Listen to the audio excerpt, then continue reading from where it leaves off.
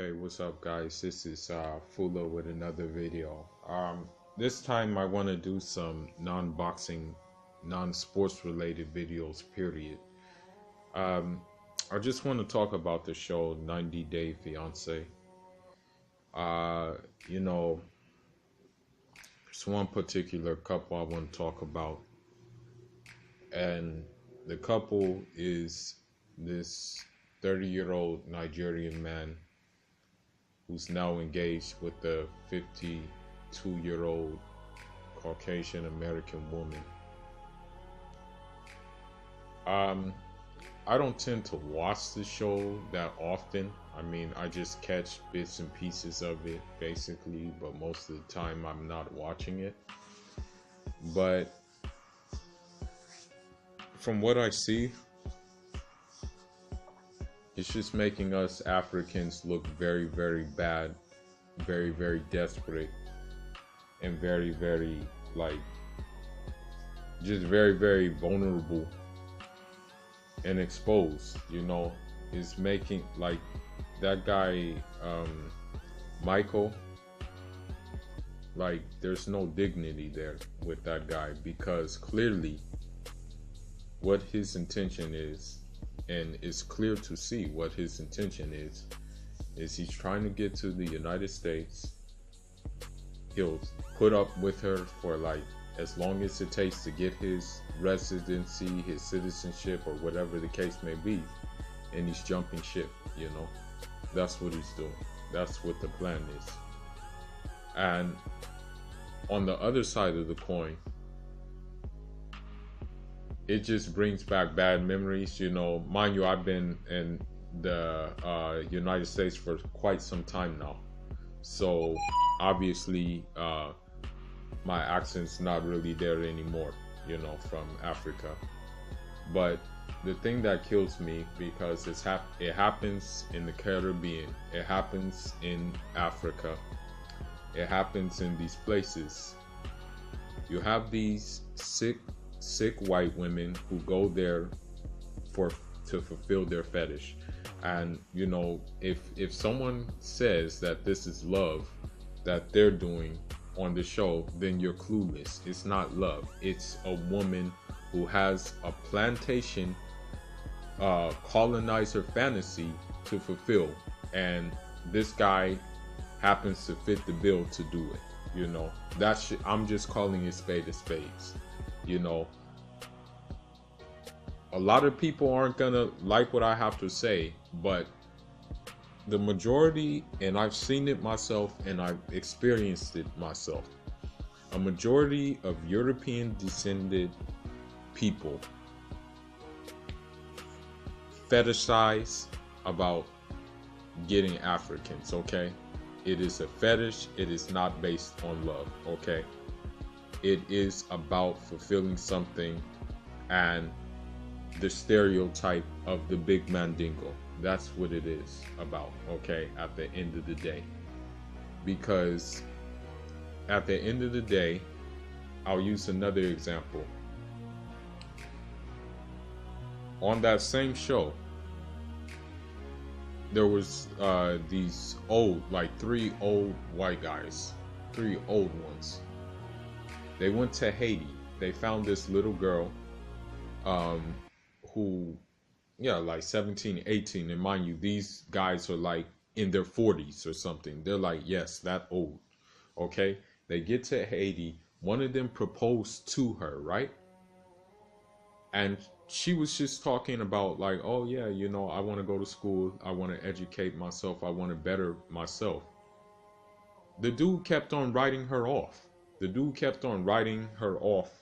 Just saying, just basically ignoring her on her desire to go to school.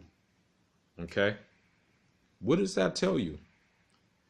That tells you right there, it is a fetish. It's not based on any true love. It is a fetish, okay? And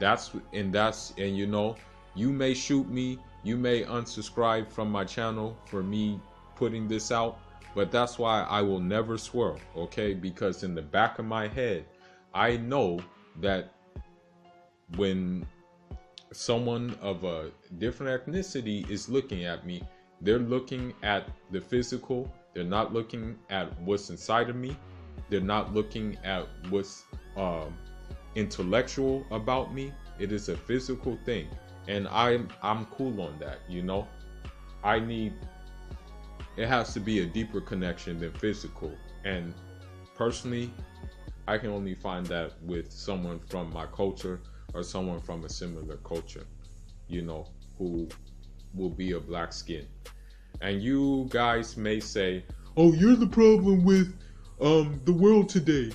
You know, love has no color. You know, we're all one." Okay, those are tired arguments. Okay, those are very, very tired arguments, because if that was the case, then Barack Obama would be accepted more widely than he was accepted. Okay. In fact, I saw one sign on a car, and it said "Do not renege," you know, referring to, and it had a picture of Barack Obama. So that argument is a tired argument. But I want to get back to this African guy. This goes to show the problem with us Africans too. It goes to show that we're colonized still in the mind. Because I see this guy on the 90-Day Fiance, and he has like almost like a shrine of Donald Trump set up, okay, in his place in Nigeria. It's like a shrine or something. To take it a step further, not only did he have a shrine, but she actually proposed to him, not the other way around. He didn't propose to her, she proposed to him, which is going to show even extra thirst, okay? Like that basically she's even more thirsty, you know? And that all she's trying to do is fulfill her colonial fantasies, okay? In that show, she disrespected the food when his mom fed her food, you know, had no respect for the food. You know, when he was trying to get her to wear clothes, like traditional clothes, she didn't want to do that, which I really don't really care. It doesn't really make a difference to me about that. But also, he said, "You're fat," and she got mad, you know, like she got mad. But the truth is, she's fat. Like that's the thing with us Africans, it's a straight shot. You know, we're gonna call it. It's gonna be a straight shot. You know, if you're fat, you're fat. You know, that's just the reality. You know, she got really mad at him, and she just like is very demanding and everything like that. And you know, like just things she do would not fly with like a African man who's not colonized. You know, that's why I could never swirl, because like they won't understand tradition. That's just the reality of the whole thing, you know. For me, like when I see this, I realize, like, you know, us Africans, you know, we want to leave Africa, we want to go to Europe, we want to do that, we want to come to America and stuff like that. And I'm not trying to sound like a hypocrite, but you know, my ultimate plan is to go back home, you know. Like, this is not home. The West is not home. But too many of us, we don't want to build back home. You know, we see this media, this TV and stuff like that, and we're so fascinated by it. We're so, you know, we think that what we see on TV is the reality, and the reality is quite different, you know. The reality is way different. So that's why it's like, that's why, you know, this show is just making us look bad. You know, it's making us look very, very bad. because you see it over and over again with these African men. I mean, you see it even with these Arab men. There was this one Arab guy on there. He was like from Tunisia or something. His whole purpose was a visa. You know, this woman, I don't know how clueless this woman can be not to realize that this guy that's all he was in it for, you know. And she, I guess, felt that that he was going to be her plaything. But no, that's not how it works, you know. And these, you know, the African guys on there are so slick. They make sure everything is set, so when they do divorce or when they do make their move, that they're not going to get deported or whatever the case may be. But, you know, I just wanted to say that, you know, to all my other African brothers, man, like, just do it the right way, man. If you want to come to the West or something like that, if you want to go somewhere, man, just try to get in position other than like falling trapped to these like thirsty ass women who are just trying to fulfill, like, who want to make you a plantation buck, basically, who want to just keep you as like a colonial subject, you know. There's another way. You can find another way, man, because it's not worth it.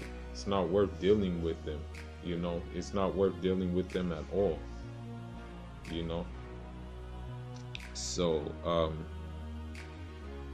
I just wanted to do that video about it because it just really bothered me seeing that guy like basically degrade himself for this woman. And I mean, she's already, I mean, she has like more than 300,000 miles on her. So like, I don't know why he would even want to bother, you know. It's not that serious, you know. And perhaps he should research more about Donald Trump. Perhaps he should find a new person to even like.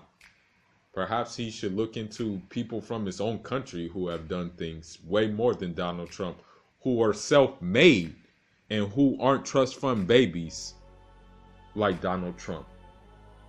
But I guess, you know, he's blinded by the American dream, and, you know, hopefully the taste of reality will better him and not make him worse, man. All I can say is that, you know, you live and you learn, man. That's all I got for now. Leave your comments and let me know what you think about the show. I'm off till the next one. Shout out to the whole LDBC. And Jada.